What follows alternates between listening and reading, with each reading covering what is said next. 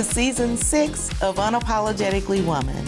We're celebrating phenomenal women all across Kentucky who make no apologies for their perspectives or the impacts that they're making in the community.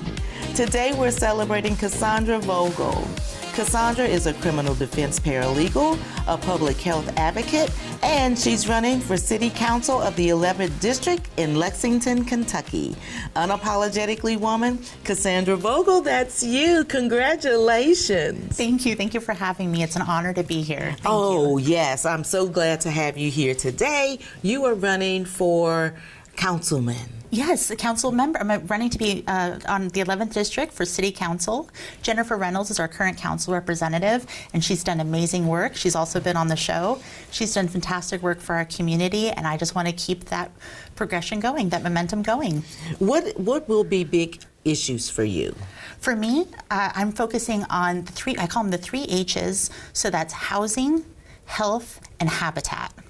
Habitat is our environment. It's how does our environment work for us? I'm not just talking about trees and streams, I'm also talking about safe streets, complete sidewalks, and lighting. Recently we had gun violence in our district, and things as simple as having more lights that are directed downwards can help prevent that. Housing, affordable housing is a buzzword in everyone's ear, but I also want to make sure that's attainable.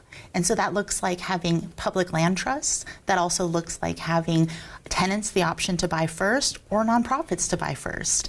And then lastly, health. And health isn't just physical health. I also want to talk about mental health, and then I also want to talk about the health of the community, our community connections.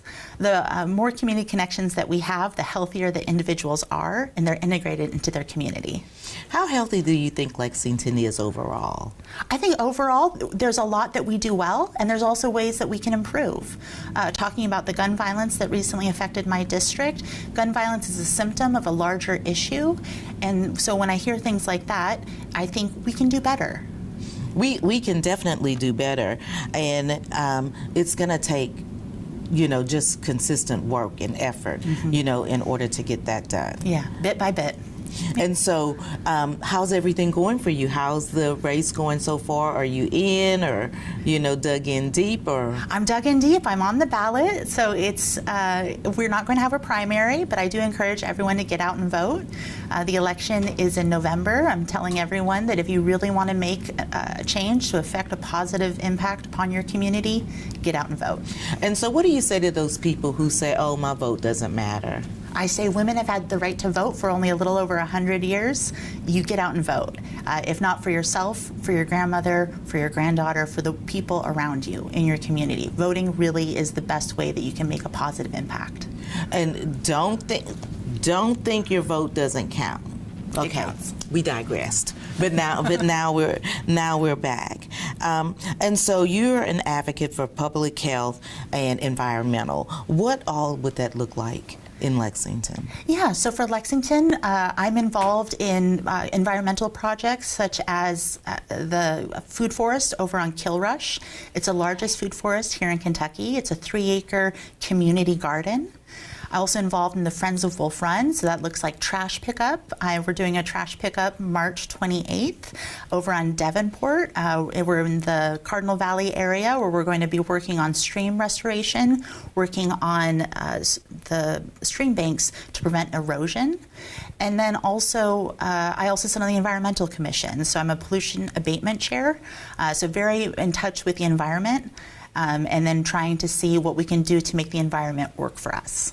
That's pretty impressive. You've got a lot of things going on. Yeah, a lot of plates in the air. Yeah. How do you know which one which plate you want to catch first? I think that you have to recognize your own superpower, and so whatever makes you unique is the thing that makes you. It is your superpower. Mine has always been an interest in people. I'm also interested in the environment. I'm originally from Montana, so I learned a lot about land stewardship. But ultimately, it's whatever calls you in your heart. And so you grew up in Montana, and everybody just doesn't have a straight path to where they want to go. Yeah. You ended up having to use the foster system for some time. Yeah. So I was originally born to a teen mother. My parents were very young when they had me. I grew up in the shadow of poverty, addiction, and mental health issues. So because of that, because of my parents' struggles, I was in and out of foster care. And that really changed when my paternal grandparents stepped in and stepped up. They raised me on their ranch, and their horse ranch, and they taught me the value of hard work, and my grandmother instilled in me the value of education. She said education is a great equalizer. If you want to get out of poverty, if you want to get out of the situation, then you have to get an education. So I went to Montana State University, where I worked 3 jobs, and then at Montana State University, I was part of MSU's health promotion and their health promotion team, and through that, we pushed an initiative that was for a tobacco-free campus. Montana State University became a tobacco-free campus August 1st, 2012. And from there, Montana then passed what was called the Clean Indoor Air Act, where they say individuals have the right to breathe clean air, and that supersedes an individual's right to smoke. You can smoke just on government property, and we were a land-grant university, so we just asked people to smoke elsewhere. And so that was one of the experiences that showed you how to get things from an idea to legislation. Yes. And so I've been on a journey moving from activism to architect.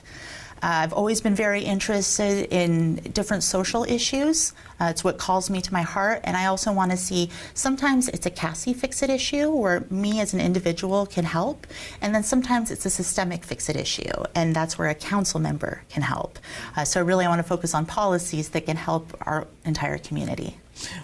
So Cassie, with your experience of getting things all the way through legislation, you feel like this is the best way to help the community, is to get things in place that helps everybody, right? Yes. Council member, their terms are only for 2 years, and that's not a long time to get things done. And so I want to talk about, when you're in office, how can you set up the system so that you can affect that positive change beyond just your term? We can't just think in terms of 2 years or 4 years. We have to be thinking about, what does a healthy Lexington look like 10 years from now, 20 years from now, 100 years from now?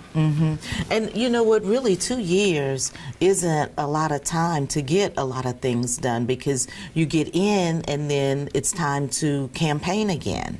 Yeah, that's what I've heard from a lot of individuals where, you get in, it takes about a year to really understand what's going on, and from there, then you have to go back to campaign. But the thing about me is that I love a good project. I love a good challenge, and I'm up for it. And so, and you have a good support system.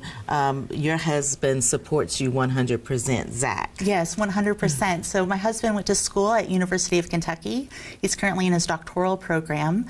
He has supported me in everything from running for office to when I had asked him several years ago, let's move to Kentucky, and he supported us in that. So yes, he's been a wonderful support system. I'm very grateful to have him.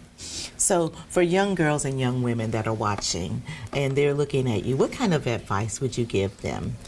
I would say, find what makes you unique and lean into it. Whatever's calling to your heart, that is your superpower, and you can be your own superhero. And don't forget to be unapologetic about it. Yes, girl. Yes, yes, yes. You guys, you heard it from Cassie. Don't, lean into your superpower and be unapologetic about it. Just find what works for you, where your passion is, and you can be wherever it is really that you want to be. And continue to watch as we celebrate other phenomenal women just like Cassie, who are just making changes in the community.